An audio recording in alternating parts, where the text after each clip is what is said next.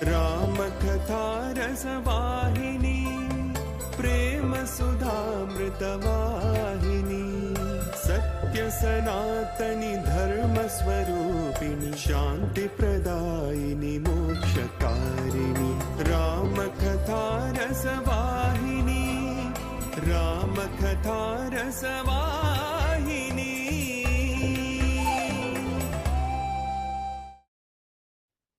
Sai Ram, everyone. We will start the study circle with 3 Omkaram.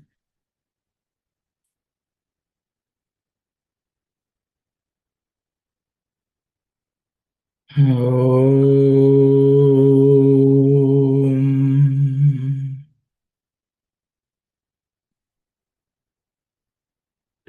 Om.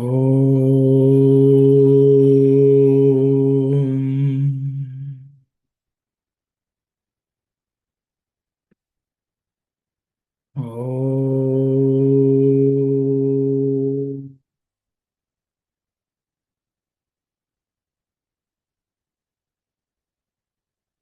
Sai Ram, everyone. Just to recollect where we were last week. Last week we didn't have, I think, but the last time we studied, we were discussing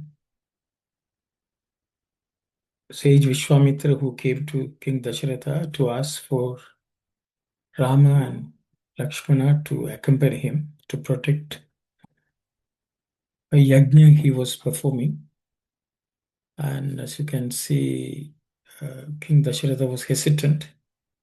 He offered his services instead of the children, and he gave various reasons to to sage Vishwamitra.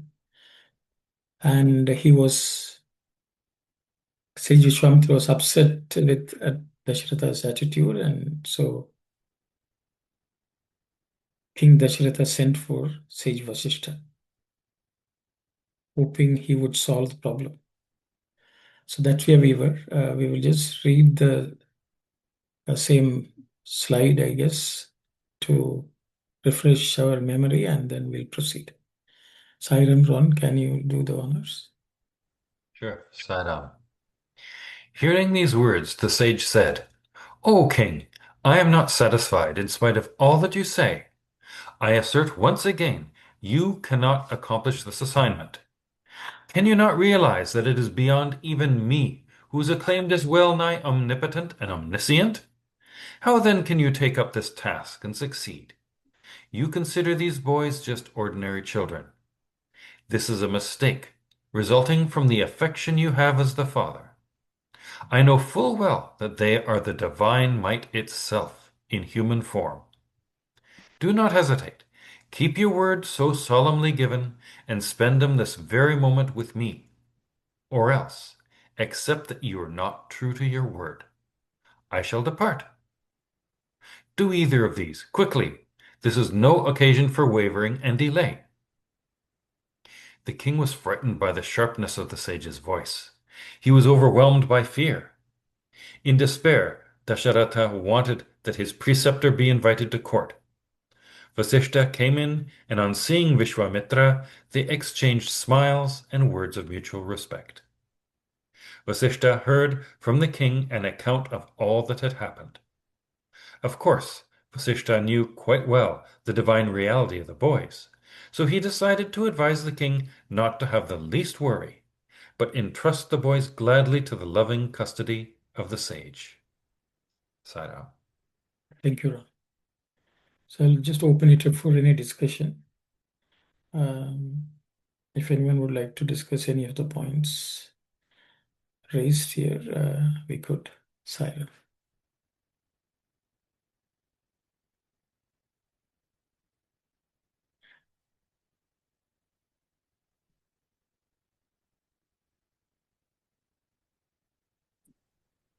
Sai Ram, uncle.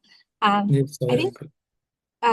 last time you were mentioning, or Auntie was mentioning about how Sage Vishwamitra had actually killed Sage Vashishta's sons, and all of that. So would this story be happening like after all that happened and after Vashishta declared Vishwamitra Brahma Rishi. Is that when this part is happening? Yes, Kalyan, it's after the fact, after that. At that time, Vishwamitra, I don't think even got the name Vishwamitra. So at some point before the Brahma Rishi appellation was given to him by sage Vashishta, that he got the name. So this is much later, where he had reached a certain state of achievement in terms of his rishihood, if you want to put it. Oh, no, I thought that was interesting how Sage Vashishta was able to greet him with, smiles and all of that. Yeah. Yeah, everyone has to go through in life, the process of raising themselves. It's reality. Thank you. Sai Ram.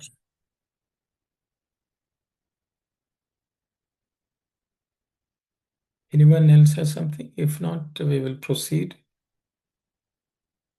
The next slide. Sai Ram.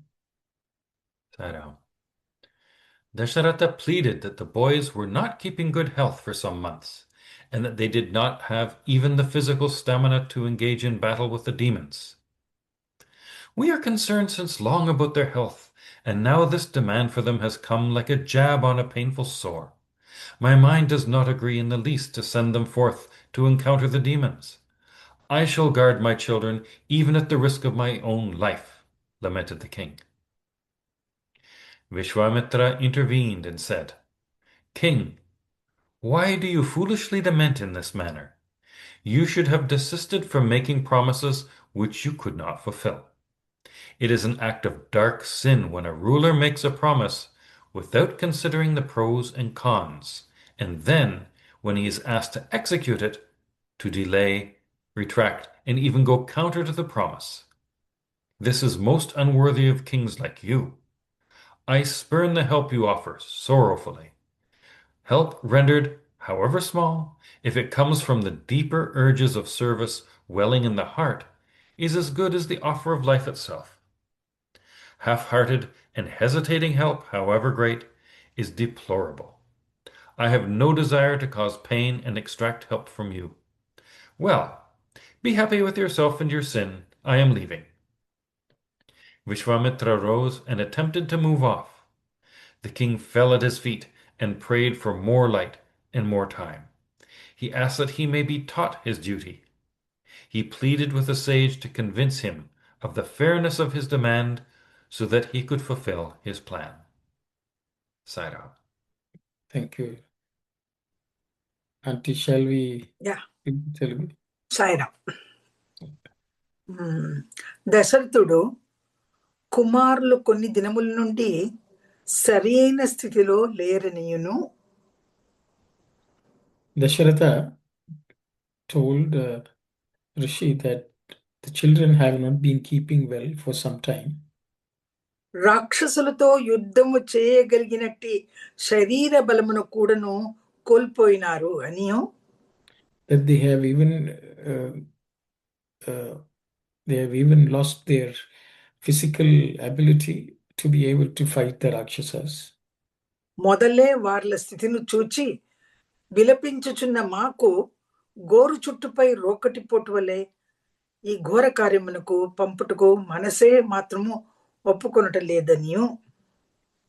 That for us who have been struggling with that for some time, this request is something which is causing much more pain for us who are already in a state of pain. గోరు చుట్టూ means that what is called vetlo. என்ன சொல்றது? What does it say? That you get around the nail. Yeah, is it hangnails? Hangnails? I don't know the English. Okay. గోరు చుట్టుపై రోకటి పోటు, causing more pain. Potu means pain. Pain, yeah. Okay. So you already have a pain, and that's why I just left it at that only. Yeah. But just maybe that English word we have to find out. Yeah, okay. But, I remember Vitlo or something like that. Yeah. ఈ ఘోర కార్యమునకు పంపుటకు మనసే మాత్రము ఏ మాత్రమును ఒప్పుకొనుట లేదు అని That for sending them to such a terrorism activity, we are finding it difficult to send them for that. తమ పిల్లలను రక్షించుకొనుటకు తమ ప్రాణములైనను ఇత్తునని విలపించుచున్న దశరథుని చూచి That I'm willing to give up my life to protect them. When Dasharatha said that, the Rishi looked at him and said, విశ్వామిత్రుడు రాజా మీరు ఇంత విలపించుట్లో అర్థం లేదు there is no meaning in this manner you're talking. ఇంత మాట నిలకడలేని వాగ్దానములు ముందే చేయకుండా ఎంతో బాగుండును You should have, who could not keep his word, you should have thought about it beforehand, and that will be so great. విచారణ సలుపక వాగ్దానములు గావించి Without inquiring, giving word, విషయమునకు రాగానే వాగ్దానములు సడలించుట పరిపాలకులకు మహాపాపకార్యము it's a great sin for people who are administrators, who are rulers, to not keep their word. ఇది నీబోటు రాజులకు సరికాదు It is not proper for kings like you. విచారముతో చేయు సహాయము నాకు అక్కర్లేదు Giving help with a sense of sadness is something which I don't need. హృదయపూర్వకమైన సహాయము ఎంత చిన్నదైనప్పటికీ అది ప్రాణ సమానము Something which is done with wholeheartedly, even if it's a small help, that is so superior, so great. అసంతృప్తితో చేయు సహాయము ఎంత గొప్పదైననో అది కల్పకారమే కాగలదు Some help which is given without any satisfaction, however great it is, that is something which is very insignificant. మిమ్మల్ని హింసించి బాధపెట్టి నా కార్యమును సాధించుకొనవలెనను ఆశ నాకు లేదు I don't have any desire to cause trouble for you and to hurt you and get the help or get something done. మీరు ఆనందముగా నుండును You be happy. నేను పోయి వత్తును అని I'm leaving. విశ్వామిత్రుల వారు లేచి వెళ్ళుటకు ప్రయత్నింప రాజు When Vishwamitra got up to leave, then the king, పాదములు పట్టి ప్రార్థించి he got hold of his feet and prayed to him.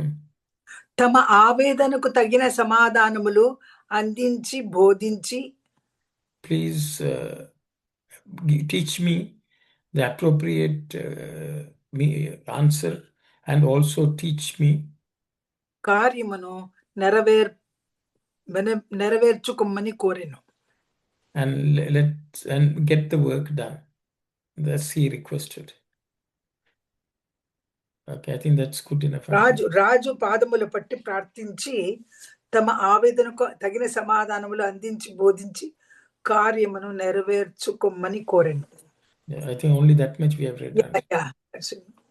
So he basically asked him to teach him what he has to do and to calm the pain actually. Avedana means pain, auntie, yearning. Pain. Yeah. And asked him to help him and teach him what he should do, and so that this request could be fulfilled or the work could be done. So that was his pleading to sage Vishwamitra. We'll stop here. Anyone who would like to discuss any of the points, please go ahead.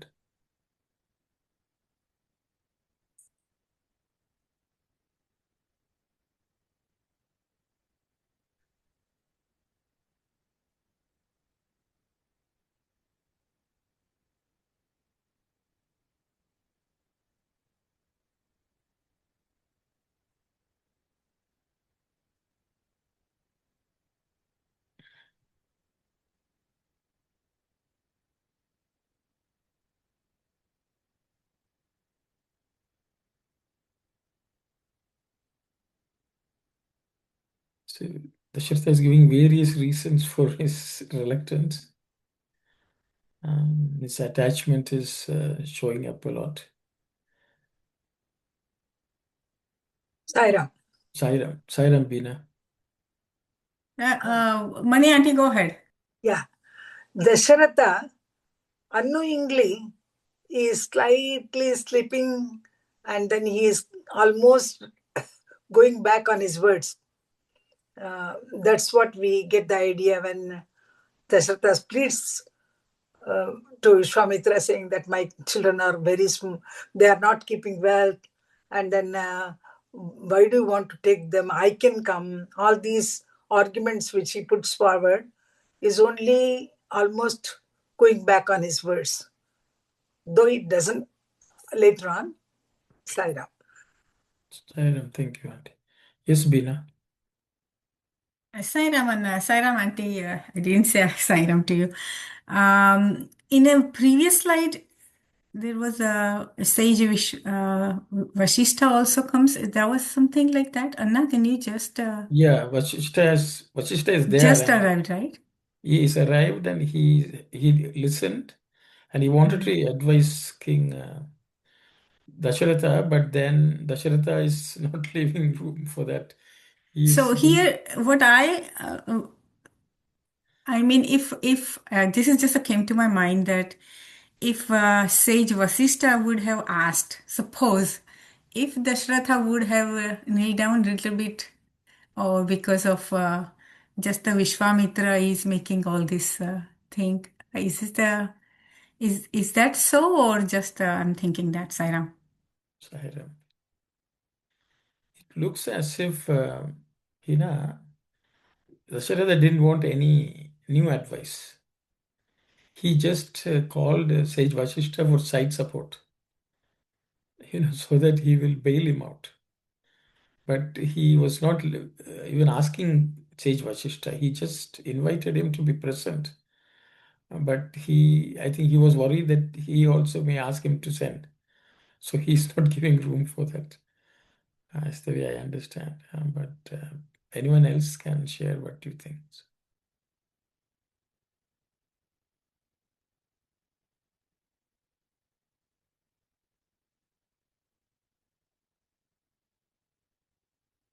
Yes, Vani, please. Sai Ram, so, Dasharatha is known for giving promises without thinking. He gave a promise earlier to King of Kekaya that Kaikeyi's son will have the throne. So again, this is showing his state of the hurriedness to give promises. Is that in Dasharatha's case that we said, he's a great king and all that.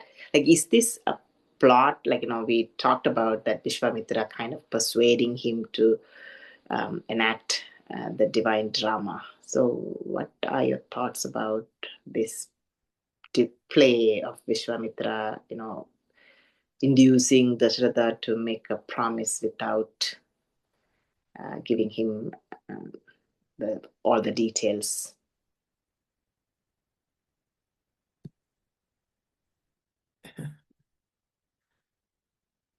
In a good question, I will open it up for anyone to comment. Was it an intentional play by Sage Vishwamitra, or is it something which naturally happened, where Dasharatha gave word and without proper inquiry?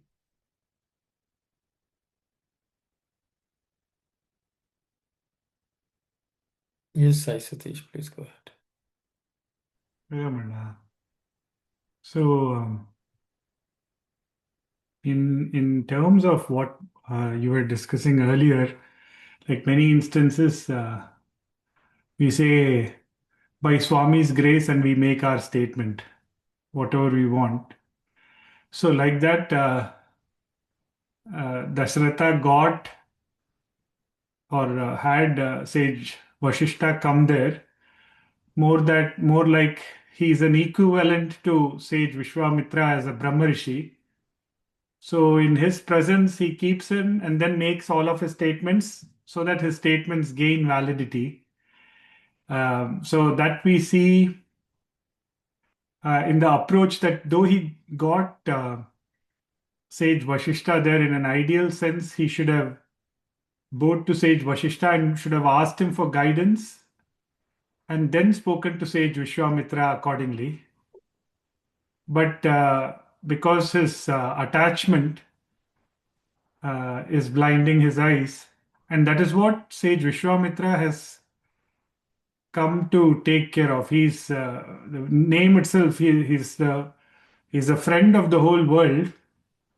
And so again, like what we discussed earlier also, he's come here not just to ask of Rama and Lakshmana to accompany him for taking care of those Rakshasas in their, or putting an end to the menace created by the Rakshasas in the forest, but he's come here to ask of the attachment of Dashratha. He's in the literal sense, it is a win-win at both the ends. One in terms of getting rid of the Rakshasas on the outside, and another is on the Rakshasas on the inside. And the Rakshasas on the inside, being inside any human being where we have the same thing of Abhimana, Mamakara, me and mine. So that attachment also, if we see from the subtlety of the inner story of Ramayana, on the outside, the physical destruction of the Rakshasas, and inside destruction of the subtle thing of me and mine, the ego and attachment. That is where I think time and again it's coming back with Dashratha saying, I can do it with my army. Don't ask for my children because they are things. So I think it's a very, very like a lokahita is being taken care of. The wellness or the welfare of the world is being taken care of by Vishwamitra in doing that, because that essentially also brings forth the glory of the Lord. So at several levels, this ask by Vishwamitra is having its own grandeur and large scale impact. Sai Ram. Thank you, Sai Satish. Anyone else has anything to say? I think one, yes, Auntie. Last time also, I think we came across this thing. To bring out the greatness and the glory and the bravery of these Rama Lakshmana, mostly it is to this, for this reason, Vishwamitra asked Dasharatha to send his children. Rama Lakshmana were very well known. Already they knew all the Dharur Vidya. So he wanted to bring out the glory of their achievements. Sai Ram. Thank you very much, Auntie. Yes, Bina. Sai Ram, one thing here it is when Sage Vishwamitra says, be happy with yourself and your sin. So when this is something, it's when you have given the promise of something and you're not doing that, you're doing wrong. But here it is like a sin written. So it has something to light on it, Anna, because it's a Vishwamitra sage. That's why it is, if it is not done that way, that commit sin. Why the word sin here? Sai Ram? I don't think in the Telugu, I will ask Auntie to check. Sure. I don't think the word sin is, Swami, he's only This saying, may be the Miru translation. Anandamuga, yeah, Swami, yes, translation. Miru Anandamuga Nundudu, Mm. Nenu Poi Vatturu. That's all he's saying. You be happy, I will leave. Okay. So that's what All Telugu right. says. Sai Ram. I think in a way, a sarcastic way of asking, okay, you be happy, I'll go. You have broken your promise, you be happy, you be with your children, I'm going. So Vishwamitra, in a way, he is expressing that anger in a different way. Sarcasm, actually. Sarcastic way he has. I think, be happy with yourself is also not there. And he just says, be happy. That's all. I don't know whether it's a blessing or whether it's sarcastic statement, but he says, I will leave so you can be happy. I think that's what he's saying. I think to Vani's question, the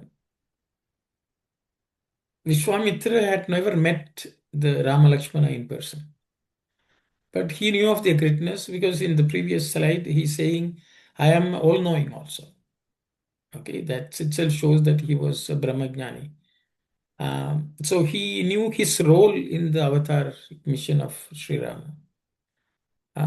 The thing is, they all know the father is the one who is, will not allow the children to shine and do what they have to do in their avataric mission. So I think to that extent, he had a role to play and he came to play that role. I think we can say that. But Dasharatha, who could have voluntarily gone ahead and sent them, because I think there were couple of things. You should at least have the trust in the Rishi. And the Rishi's power, Rishi's tapas, everything. But he seemed to have forgotten that also. So I think attachment can blind, is what we can say.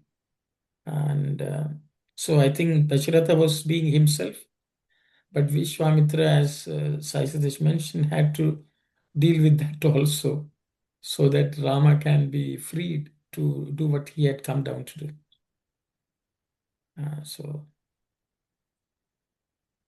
Which was actually acknowledged by Dasharatha himself in some time back, saying that great rishis don't move out of where they live unless they have some specific purpose for the welfare of the world. That's what King Dasharatha told sage Vishwamitra initially. But he didn't seem to have meant what he said. I'll stop here.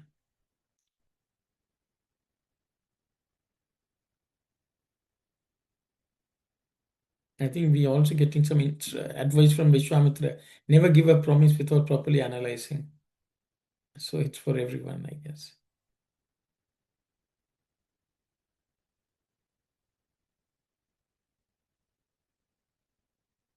Does anyone have anything to share, discuss? Is Vishwamitra not showing his disappointment in a way? Yeah, of course, Auntie. Of course. Of course.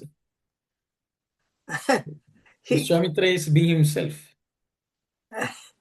he gets up and then he wants to go. That means he's in an angry mood. Yes.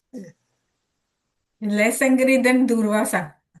He would have cursed it by now. I think very patient Vishwamitra. I don't think Vasishtha, of course, would have been. If no one has anything to say, we will proceed. Just like Vishwamitra wanted to. So, okay. So, yes, Ron, please go ahead. At this, Vasishtha called Dasharatha to his side and counseled him. He said, King, you are coming in the way of an imminent cosmic revelation, a mighty fulfillment. Since your heart is affected by parental affection, the truth is veiled before you. Your sons will come to no harm. No, never. There is no height of heroism that is beyond them. Formidable divine forces have taken these human forms for the very purpose of destroying demons and demoniac powers. So without further delay, send for the boys. You should not calculate now their physical strength or the measure of their intelligence. Calculate rather the divine that is bubbling up from them every minute of their lives. There is no strength which can stand up to that, remember. After some more advice on these lines, Vasishtha sent for the princes, Rama and Lakshmana. As soon as they heard that the sages Vishwamitra and Vasishtha wanted them, both of them rushed along and entered the hall, bowed in reverence. First, they fell at the feet of the father, then at the feet of Vasishtha, the family preceptor, and next at the feet of Vishwamitra. With a smile playing on their lips, Vishwamitra addressed the boys when they rose and stood reverentially on one side. He said, "Boys, will you come with me?" The boys were elated at the prospect. Sai Ram. Sai Ram. Thank you very much. Sai Ram, Auntie, shall we?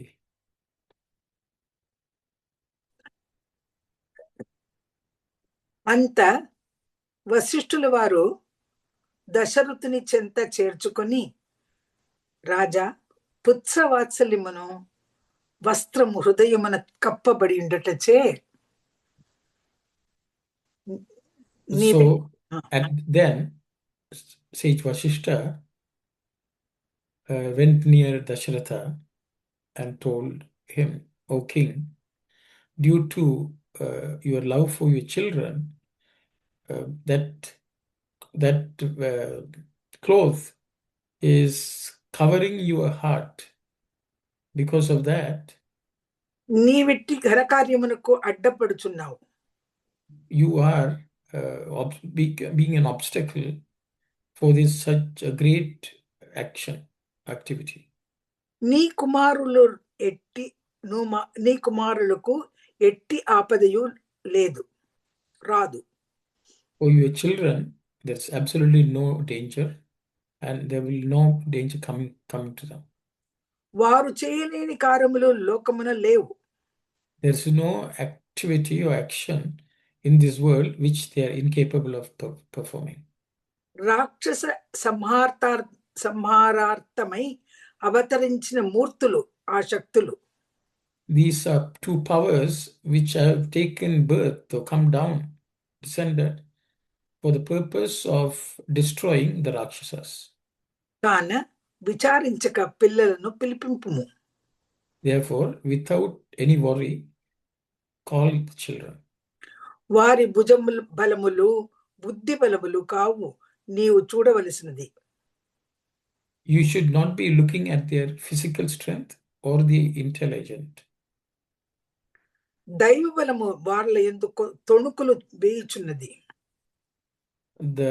The power of the divinity is bubbling in them.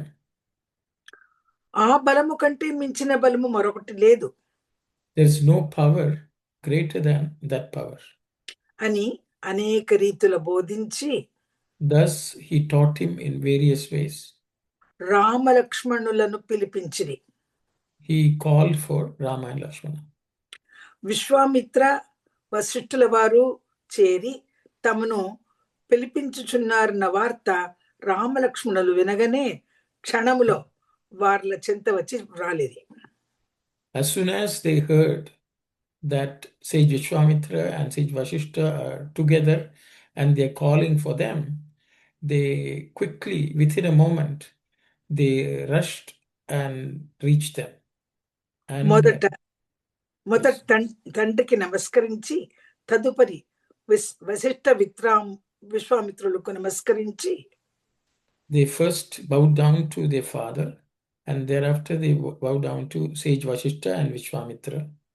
వినయముతో నిలిచియుండ పిల్లలను చూచి, The children who were standing with humility, విశ్వామిత్రుడు చిరునవ్వుతో, Vishwamitra smilingly, నాయనలారా మీరు నా వెంట వత్తురా అని ప్రశ్నించెను. "Oh children, will you both come with me?" Thus he asked. That's it. That's one more sentence. The boys were retelling. Yes. Yeah. అని ప్రశ్నించను. పిల్లలు ఉల్లాస హృదయములతో తమరు ఆజ్ఞాపించిన సర్వసిద్ధము అని జవాబులు చెప్పిరి. Some of part of the sentence is not there in English, but I will read. Children were enthusiastically replied to him, saying, "If you command, we are fully ready. అని జవాబు చెప్పింది. Thus they replied. That's it. We will stop here and we will open it up for discussion. Anyone who would like to see what Sage Vasishta told and what happened? Yes, Kalyani, please go ahead. Sorry, so I think a few paragraphs ago, we were discussing how Rama was in a sort of an aloof mood and not really responding to parents, or even when the Guru Vasishta had called, he was not really rushing to go. And then even after the Yoga Vashishta episode where they had the discussion, even after that, there's still, it didn't seem like there was any change in Rama. He still was in this aloof sort of mood. But now, all of a sudden, it seems like he's kind of changed, or kind of responding to this call, rushing swiftly and enthusiastically saying that, yes, he will come with him, with Sage Vishwamitra. So I was just wondering what is there some lesson we're supposed to get from that, or what triggered that change in Rama? Good question, Kalyani. We will ask others, everyone, what do they think? What is this sudden change in Sri Rama? How come he rushed this time, though last time he did not? Even though he continued to be aloof. But what was the difference and why this difference? I think that's Kalyani's question. I will open it up for anyone to share it.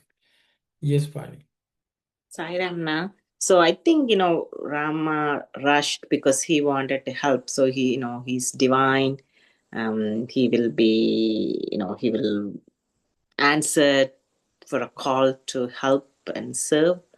So in this case, he understood that the request is to help. So I think that's why he willing to put up his hands. Okay, thank you. Anyone else would like to share your thoughts, please? Yes, Beena, please go ahead. Sai Ram, even the company of Sage Vasishta, his guru, and Vishwamitra Sage, Rama is longing for always. That's why he was even aloof, because when he came from pilgrimage from now. So in that samadhi state, let's say that the company, it's also enchanted for him. Sai Ram.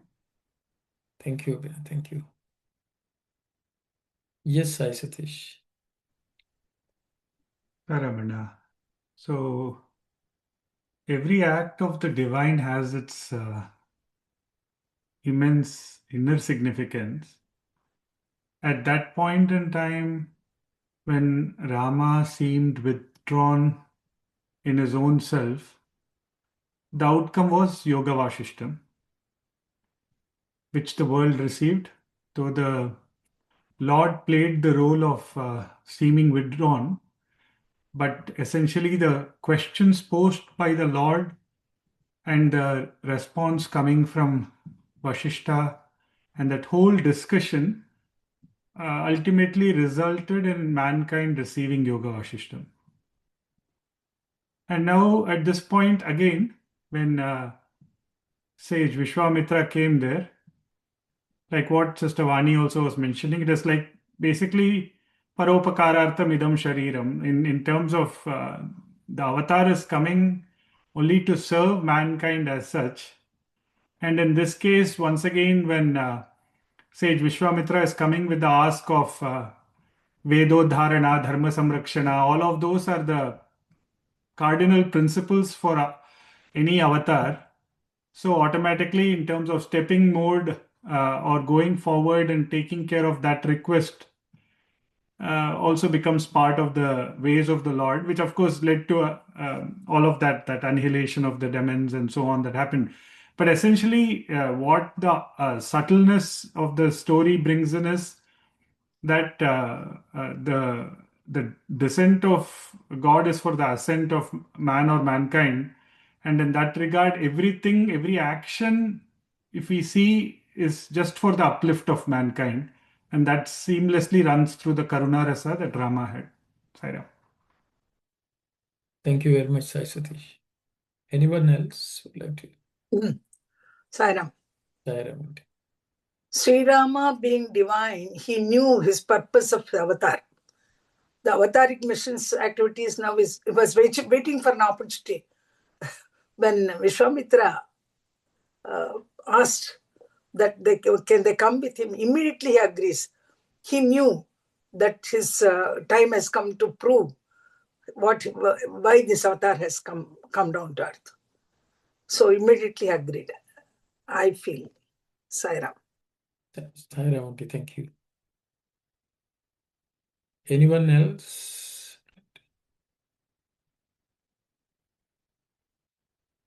See, one of the things, coincidentally, we'll study tomorrow in the Bhagavad Gita chapter. A Sthita Prajna or a Jnani is awake when everyone else is sleeping. He is asleep when everyone is awake, something. So from a worldly perspective, attachment and things like that, Jnani is blind or he's asleep to that. When there is a call out, to serve, as others have already mentioned, then they're fully awake. So, because Sri Rama knew the context in which he was summoned last time, he knew the attachment is the one which is calling. But here he knew this is a Loka Kalyan, the benefit of the world. He is fully awake. He is fully active. I think that's the way we can say, like when Swami left home, he left home saying, this is Maya. I don't, now there's no bondage between me and you all. But the same Swami was active among the devotees. So, they know what to shut out and what to be open to. And Sri Rama is showing his omniscience and fully aware of what the situation and the circumstances. I think others have also nicely explained. That's the way I also understand. So Sri Rama was ever ready. Swami had said, my devotees are calling, I have to go. Okay. So it's the same thing, something similar. That's the way I see it. Very nice. Sai Ram, thank you so much. So I was just wondering, not to kind of simplify it, but say, so in our own lives, I guess the difficulty is deciphering like which of those calls are from attachment and which are, a call for help. I mean, like if someone's inviting you to like a birthday party or something like that, I guess so you should remain aloof in that situation. Whereas if someone's asking you for help in something, then you should fully engage in that situation. Yes, Kalyani, I think that's very nicely put. So I think the level of preference, priorities we give for all choices for activity in this world, I think it's something which we can all learn from Sri Rama. So as Sai Satish said, Karuna here, it was Karuna, compassion. That's what Swami has said. You enjoy compassion of the Lord in every situation. And of course, he was not compassionate when people are attached. That's what he was asked by Sage Vasishta. Because he wanted to help them also overcome their attachment. So there also, it's a different manifestation of the same Karuna Rasa. Thank you.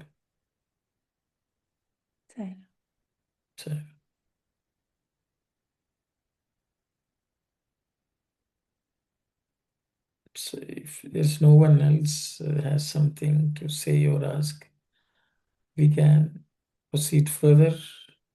It's very nicely moving the stories.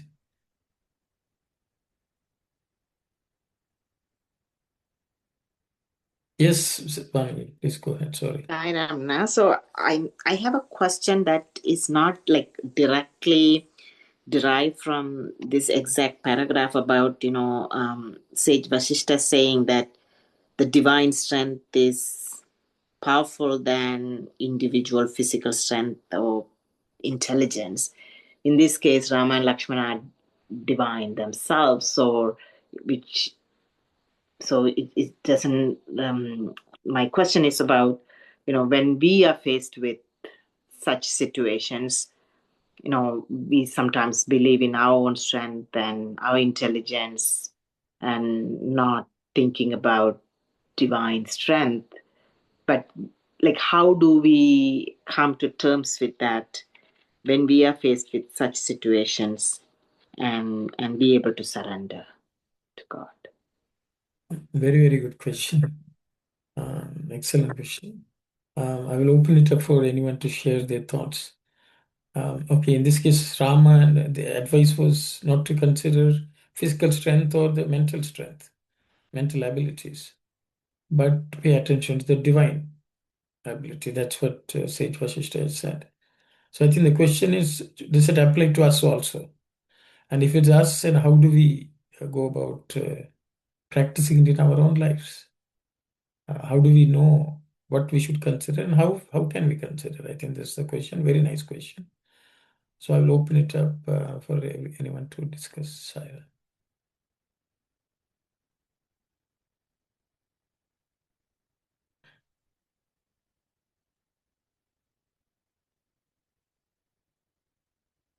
So anyone who does has something you can share.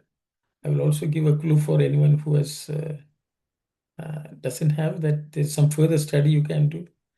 It's the most recent discourse which was published by the GTS Eye Center for Study Circle. It has some of the answers for this. Yes, Kalyan, you go ahead. I was just going to ask, kind of to add on to Sister Vani's question. So, if we ever feel that we can't do something, that we can't handle something, or if we have too much, so are all of those signs that we're not really relying on divine strength, or and should we never have such thoughts, or how do you? Yeah, just adding that on there. Okay, Kalyan, thank you. Thank you. Anyone would like to share? Yes, Sai Satish, please go ahead. Sai Ram, we know that on when Lord Krishna is about to cast away his mortal coil, he sends all the women and children, many of the women and children, along with Arjuna. He sends them away, and Arjuna is to take them to Hastinapura. And as he is going on his journey, he is attacked by some tribals and so on. And at that point in time, Arjuna brings out his Gandiva, he's trying to shoot his arrows and so on at the tribals. And he realizes he's not even able to hold the bow, he's not able to shoot the arrows, he's not able to remember any incantation that he uses for releasing. And that's when he realizes that all his physical, mental, every ability of his is the Lord.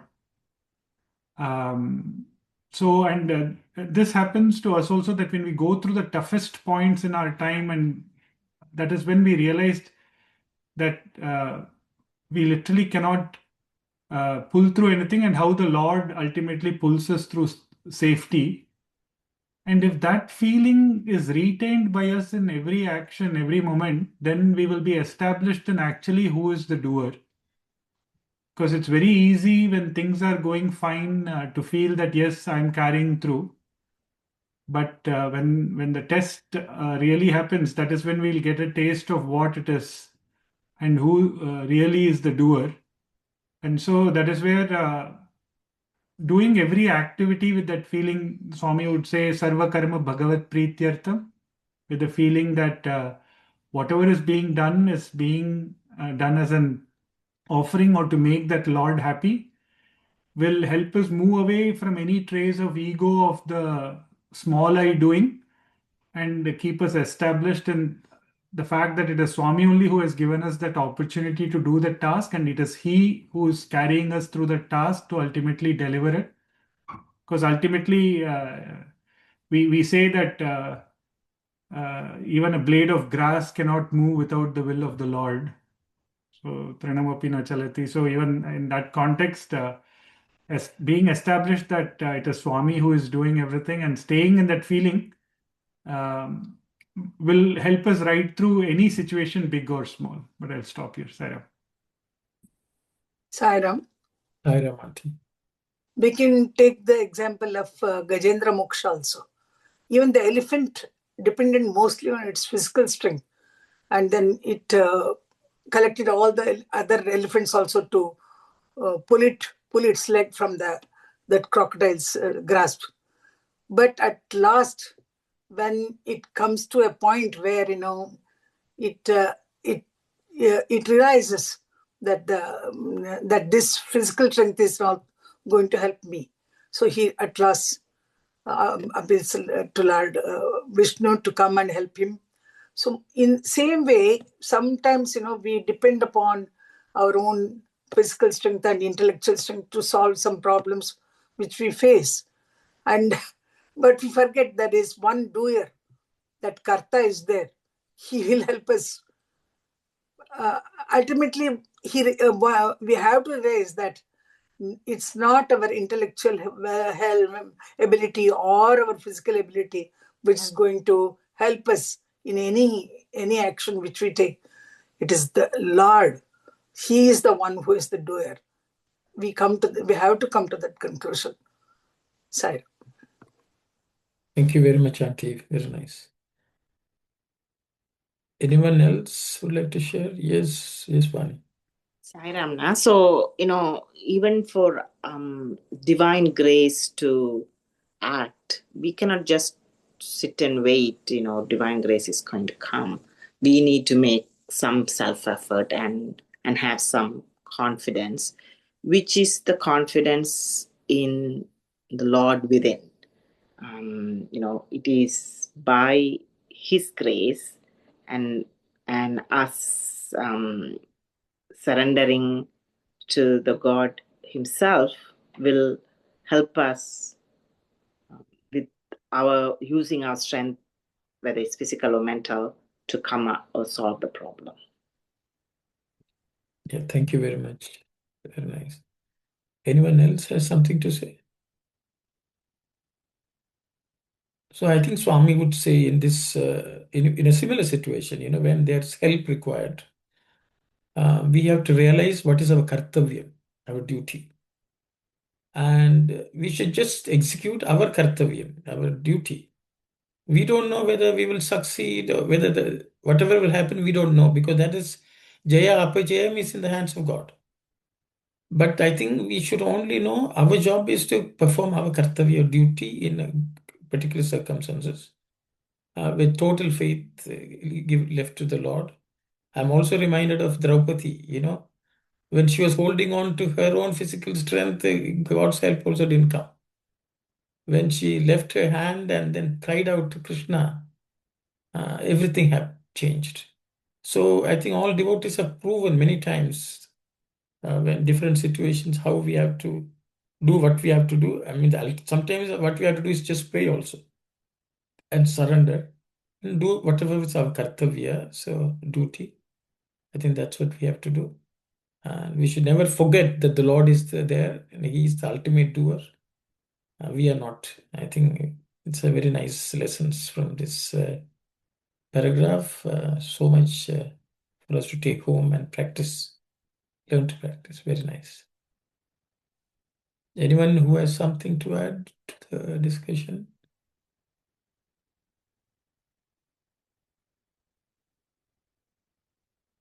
Okay. If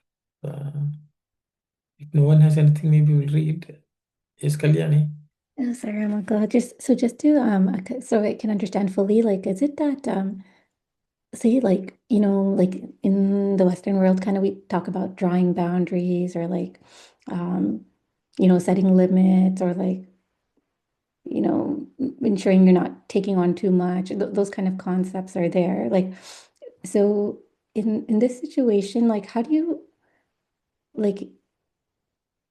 I guess, like, how do you know what you should say yes to, what you should say no to? Like it's everything that comes your way. Is it, do you take it that Swami wants you to do this and you take it on? And Very good question, Kalyani.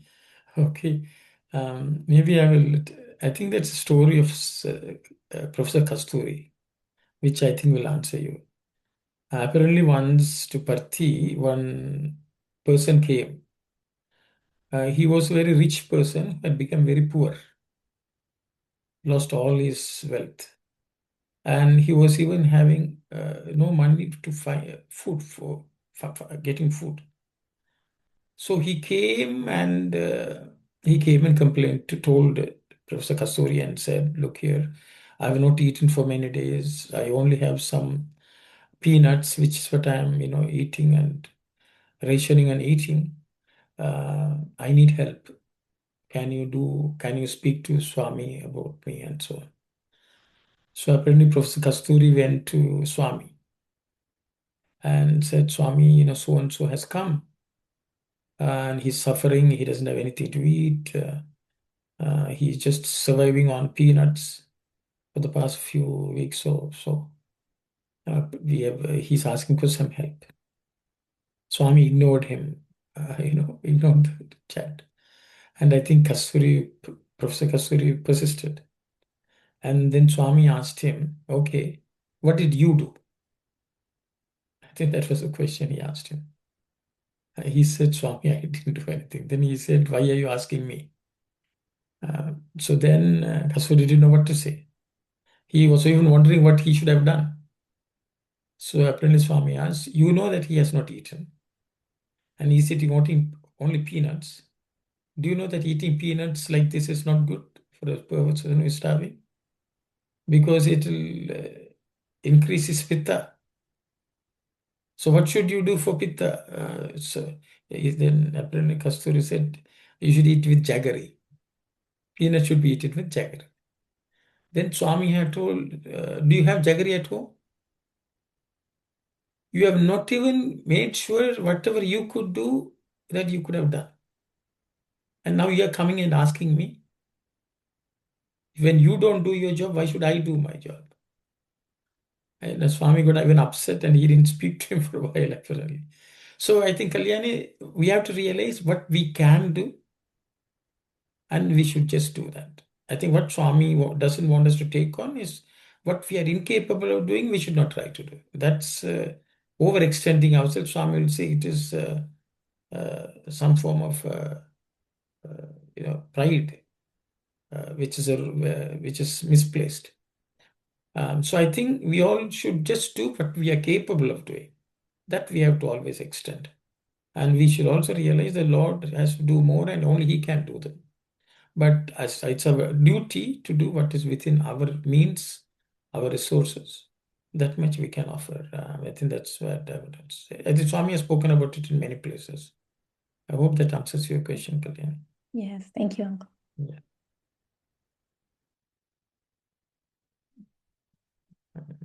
So it's 9:59, quiz time.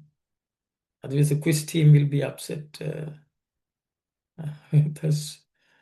So I will turn it over to the quiz team. I think Ron and Vani and Ron, whichever way it is. Sai Ram, I'll just pipe in here. Yes, so we've got a question which is from chapter 2. You may recall that was a chapter that looks at the whole Ikshvaku line from Katvanga all the way to Dasharatha. So this again is a sort of open question of a practical nature. There's a bit of an introduction to it, and then comes the question. So the introduction is for context. So the context is, Swami reminds us that serving our parents is a sacred duty. The lives of the kings Dasharatha, Raghu, and Dilipa show deep love and dedication towards their parents. In today's world, if children sincerely wish to care for their parents, but are unable to do so due to financial or life constraints, does this result in negative karma? There's a follow-up question as well, but let's deal with this first of all. So again, it's the whole issue of serving parents. It's shown as being an ideal, but sometimes it seems impractical in modern life. Is this something that can result in negative karma? I open the floor for discussion. Sai Ram. Thank you, Ram. Yes, Bina. What I have to say is, it's not just the finance or tan man dhan. If you cannot do dhan, you have at least a tan and man. So that also is a, good karma in a way. So in that case, you do not have any negativity or negative karma. So it's nice to have a dhan, but seva with the two hands, love or sorrow, is also there. Sai Ram. So Sister Bina is saying Tanu, Manu, and Dhan. Tan is body, bodily seva. Mind is mental seva, and with the mind also. And Dhan is the wealth or money. So it's one of them. If we do, I think that should be fine. I think then the question would come: if there's limitation in every area, so what do we do? Does it incur bad karma?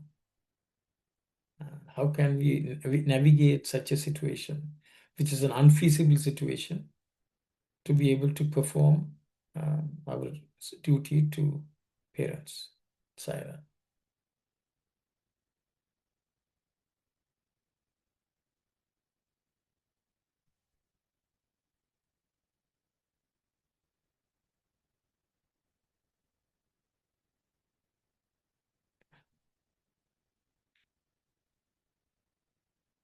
Yes, Bina. Yeah, and after what you said, that makes me even think that if all three are there and not doing, then of course it is not a good karma. Sai Ram. Sai Ram. Thank you, Bina.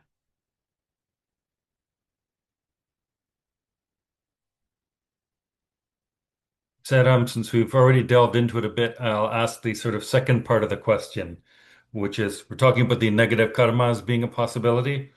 The second part is, or could this situation, that is between parents and children, also be part of a larger karma design affecting both parents and children?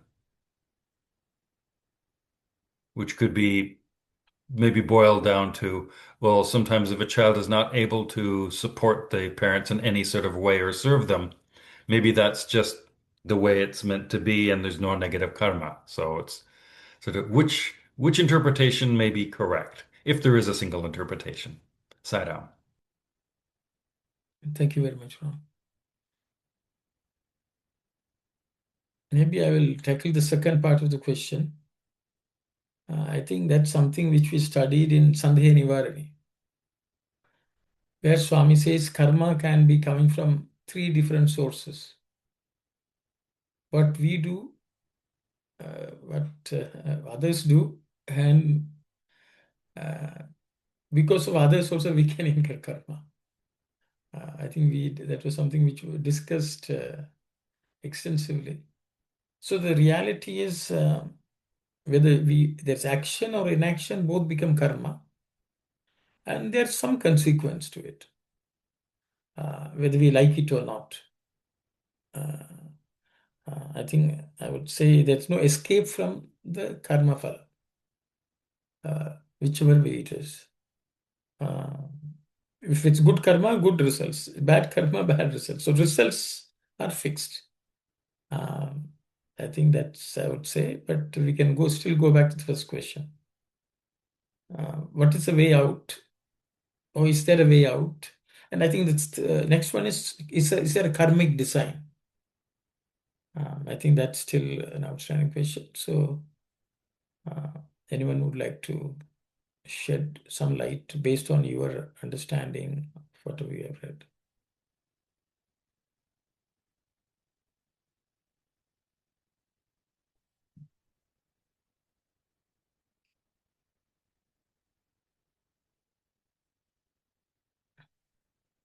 Yes, Sai Satish. Ramana. So, Swami says, Karman Bande Manushya Loke. So in terms of being bound by actions that is there for everyone.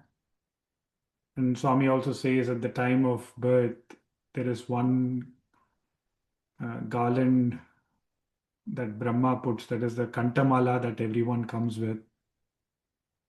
So, of course, in terms of having to face every reaction, reflection, and resound of what's been done, that is always there, whether we take it in the context of parents and children or any other circumstance that we find ourselves in.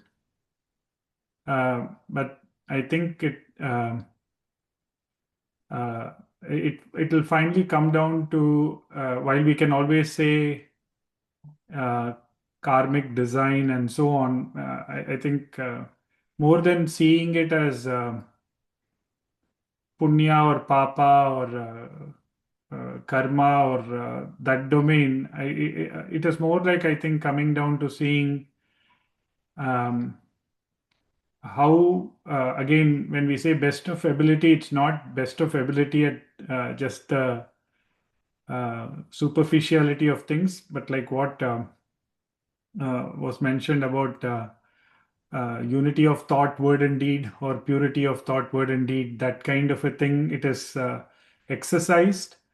Then, to the best of one's ability, they have pulled themselves to deliver that. Then, whatever consequences come, again, so the whole thing of nishkama karma also comes into place. So, whatever action is done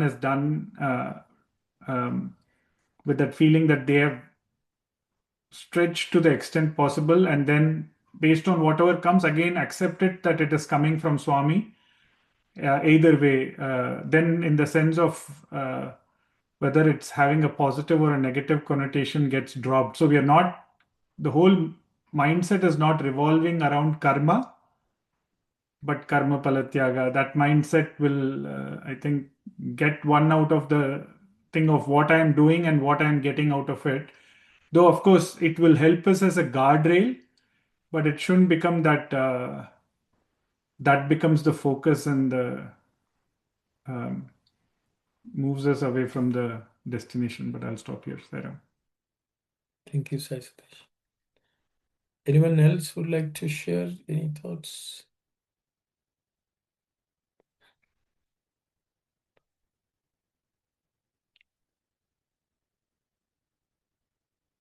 Then this question seems to have stumped everyone. Maybe the quiz team should try to answer this. I'll put them on the spot. They must have had some extra time to think about it.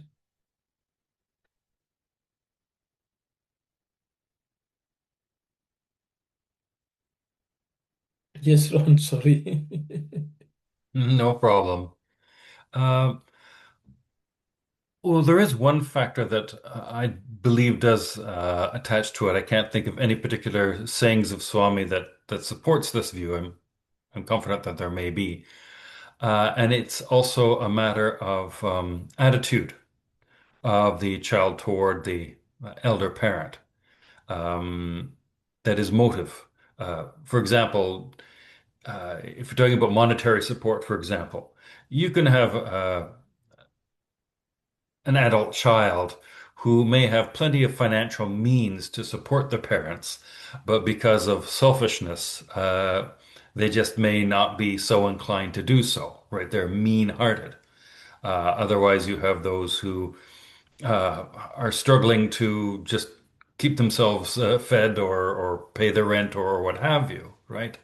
So certainly, if you're looking at things in terms of from a papa punya sort of attitude, I firmly believe that depending on the motives, that would definitely have a karmic influence that way. And certainly, if you cannot help materially, then there's always ways to try and help in any way possible. And if nothing else, there's always the vehicle of praying, in a sense, praying for God to bless the parents and for their welfare and things of that nature. But anyway, I babbled long enough. Sai Ram.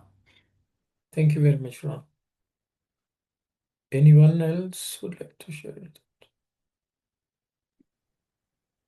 Sorry, Uncle. Like, Yes. when the sage Vashishta was telling Rama, Matru Devo Bhava, Pitru Devo Bhava, shouldn't you at least, take into account the happiness of your parents? And then Rama saying, who is mother, who is father? Um, I'm just finding it hard to know. Like for Rama, he was able to, I guess, know that, what his parents were wanting from them at that point was coming from attachment. And so he stayed aloof in order to help them overcome their attachment. But for us, how can we discern that? And like earlier in the Ramakatha Vahini was saying how King Dasharatha and the entire city of Ayodhya, they would celebrate like every birth month. Every month they would have a celebration on the birth of the days when the children were born. So I guess like going back to the earlier question of like somebody invites you for their birthday party. I mean, to them, it's important. If nobody comes to their birthday party, they might feel sad. Like, I don't know. It's so hard to know. Like, when are you your action is actually helping someone or your action is feeding into their attachment? Good question, Kalyani. Very good question. It complements the question already asked. So if no one else is volunteering, maybe we have 3 minutes, maybe I will share my thoughts. If anyone has something to say, please raise your hands. I think we'll first start, I will address the karmic design part. See, in this world, when we see karmic design, one is performing action, the other one is somebody reaping what their previous actions are. Both are actually independent. For example, we may try to help somebody, but if that person is not meant to receive that help, they may not receive it, even if however much we may attempt to give it to them or help them. But that should not keep us away from doing what we have to do. So I think in many instances we know that, for example, Prahlada was attacked by his own father.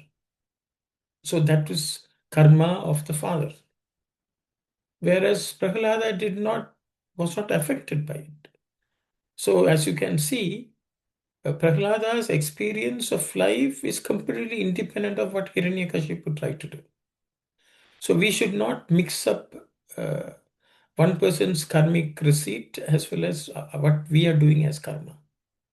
I think we should be very clear, because all of us experience our own karma phala and not what others are trying to do. And sometimes it may so happen that when they try to harm you, if you are meant to also receive that harm, according to your past karma, you will have to face the consequences of your own past actions. So I think we should not mix up one person doing their karma or not, or kartavya or not, with the other person receiving something or not. Number two. And I think sometimes, for example, if a parent, the right help is for us to make arrangements for somebody to provide them 24-hour care, because we may single-handedly, we may not be able to do certain things. At that time, that kind of help, if we are made sure without any neglect, we have done our part, and we should be happy that we provided what is really required for them in terms of support. Whereas the parents may feel, I want you to do it this way, I want you to do it that way, which may be impractical sometimes. So I think each person has to figure out what is the best type of care we can provide, and we do the best we can within the means available. Then I think we should look at everything as kartavya, but not as attachment. So in that manner, and we should not be worried that we are going to incur bad karma. That's not the way we should approach kartavya. Kartavya should say, this is my duty, I will do it. Not necessarily, if I don't do the duty, I will incur bad karma. And that, because what do we mean by bad karma is some bad results. So as Swami says, do your action, don't worry about the fruits. And I think that's very important. So I think we should separate them out. And I think just to address what Kalyani's question is, somebody wants to have a birthday party, and if you do not go, they may feel hurt. I think where we have to see what people are trying to do and whether they need the even some such charitable, action from our side, so that they do not get into some mental, situation where they feel that they are alone or no one is there to care for them or something like that. I think that we have to choose, make the choices based on each circumstances. For example, there may be someone who is living in a country where they don't have any other community support. In such situations, I think we may have to provide that type of care. I think we do senior home visits and so things like that, where there are no one who comes to give them emotional support. And in such situations, we have to know that they need emotional support. It's a need, not a want. And I think we should be very clear. And Sri Rama himself has already demonstrated when the parents were suffering due to attachment, he let them suffer because they have to overcome that. I think that way he was very clear. It is also karuna, as compassion, as Sai Satya should say, to make them overcome their own inner enemies or inner challenges. So I think each one has to make the call with Swami's guidance, is what I would say. We should not worry about any bad results.